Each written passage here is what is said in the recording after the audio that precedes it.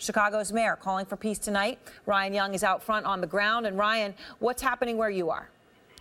Well, you know what? We are moving down Michigan Avenue right now, and we have seen police officers stationed throughout the city. In fact, we saw more than 40 bicycle officers who were stationed at each intersection as we moved through.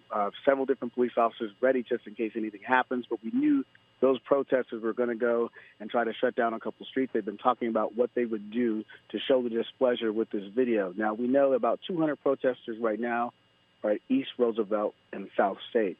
We've been talking to these people over the last week or so just about the idea of what's going to happen when this video is released, because so many people had heard descriptions, so many people were bracing themselves for this.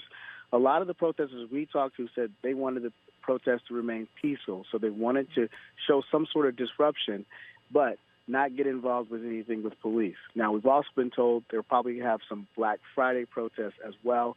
We knew once this video was released, people were going to take to the streets. Once again, we talked to McCarthy right before he went out there with his officers, Superintendent Gary McCarthy, and he was calling for peace. He says the process is working. The officer has been charged with murder.